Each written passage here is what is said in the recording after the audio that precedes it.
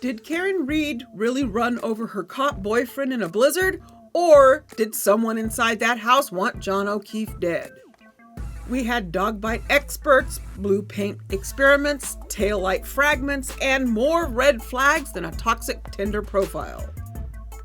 Prosecutors got called out, defense went nuclear, and the jury had questions they weren't even allowed to ask. So what did the jury decide? Buckle up, because the Karen Reed trial just recently ended, and y'all, it was wild.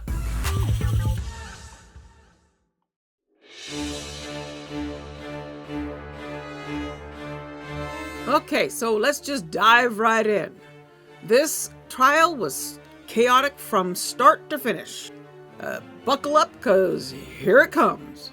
Back in January 2022, Boston police officer John O'Keefe was found unresponsive in a snowbank outside a fellow officer's house.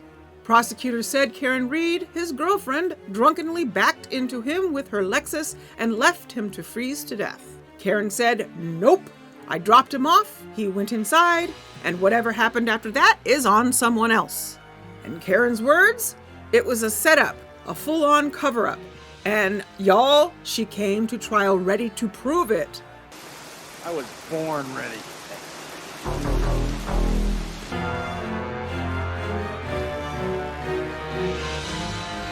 This time around, the Commonwealth brought in a special prosecutor, Hank the Bulldozer Brennan. And y'all, he bulldozed everything, including his own case. Karen's side wasn't playing either. Enter Alan Southern Sass Jackson and Robert Mr. Misfire Alessi. The defense team added muscle, added attitude, and added a former juror from the first trial as a consultant. The stakes? Second-degree murder, manslaughter while intoxicated, leaving the scene, life in prison if convicted, total vindication if not.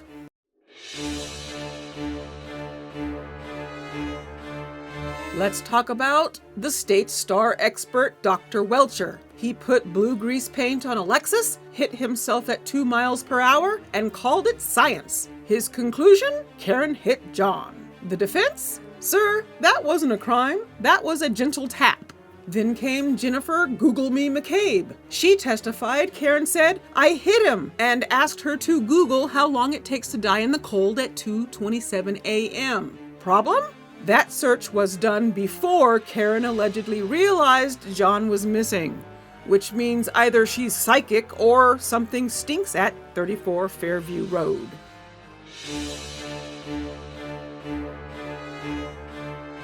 The defense said, nope, those injuries, not from a Lexus, more like a Labrador. Enter Dr. Marie Russell, aka Dr. Dogbite, who swore those wounds were classic canine work.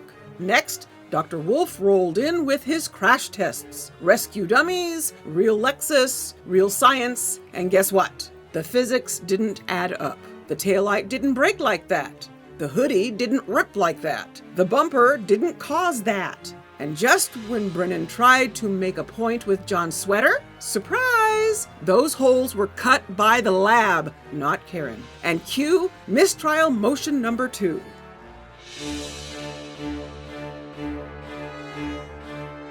Outside the courthouse, a full-on fan base. Lawn chairs, chanting, t-shirts. People came from out of state to support Karen. Inside, chaos, mistrial motions, cross-exams that felt like cage matches, witnesses clashing with their own lawyers. And bloggers? Yes, actual YouTubers and bloggers became a part of the testimony because this wasn't just a trial, this was a movement.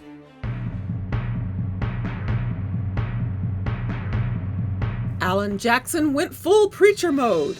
No collision, no cover-up, no case. He told the jury they failed to prove it and then tried to frame her to fix it. Brennan the Bulldozer brought the fire. He said Karen hit him, left him, simple as that. The jury? Not so simple. 4 questions, all confused. One asked if they were allowed to disagree. And then, after 21 hours over 4 days,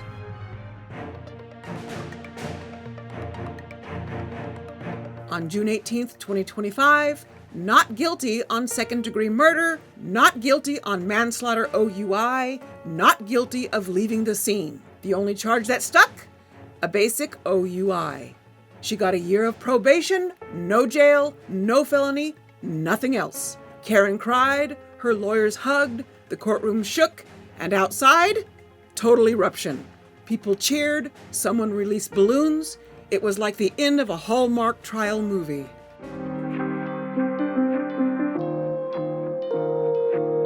Let's be real. This wasn't just another retrial. This was a masterclass in how not to prosecute a high-profile case. The Commonwealth came in swinging with a theory that required the jury to ignore sloppy police work, conflicting timelines, alternative jury sources, and a whole circus of courtroom chaos. And don't even get me started on Brennan the bulldozer. The man was out here trying to bulldoze reasonable doubt into oblivion, but ended up bulldozing his own credibility. Twice. Mistrial motions flying like confetti, a sweatshirt stunt so bold it needed a disclaimer, and questions so confusing the jury basically had to ask, what are we allowed to convict on again? Now look, I'm not saying Karen Read is a saint. Driving drunk is not okay, but what this trial showed us twice now is that the state couldn't prove beyond a reasonable doubt that she killed John O'Keefe. And that's the bar. That's what matters. That's the whole reason we have juries, because guilt isn't supposed to be decided by outrage, headlines, or hashtags. What we saw instead was a defense team that took the Commonwealth's narrative, poked holes in it with expert witnesses, then turned around and set it on fire with their own crash tests, timelines, and pure courtroom theater, and it worked. But what really struck me was how much of this case wasn't just about law. It was about trust. Do you trust the people investigating the crime? Do you trust the evidence they chose to present and not present? Do you trust a system that seems more interested in pinning blame than pursuing truth? Because let's not forget, Trooper Proctor's vulgar texts weren't just a sidebar. They were the mindset of the guy who led the investigation. If your lead detective is calling the suspect a whack job before the autopsy is even done, what does that say about the integrity of the entire case? The jury listened, they watched, they asked smart questions, they came back with the only answer that made sense: not guilty. And I know this verdict didn't bring justice for John O'Keefe in the way some people hoped. His death is still heartbreaking, still mysterious, and still, in many ways, unresolved. But blaming the wrong person to close the book on a tragedy isn't justice. That's just bureaucracy with a vengeance. So where does that leave us? It leaves Karen Read with her life back, at least what's left of it after years of being vilified. It leaves a police department with serious questions about internal bias, evidence handling, and accountability. And it leaves the rest of us with a sharp reminder. Innocent until proven guilty is not just a slogan, it's the law. And in this courtroom, with these facts, that law did exactly what it was supposed to do. And that's it for this recap. Let me know your thoughts in the comments. Thank you for watching and supporting me. Be sure to hit the like button, subscribe, and click the bell so you don't miss any of my recaps. And remember, stay safe, stay curious, and I'll see you in the next one. Bye, y'all.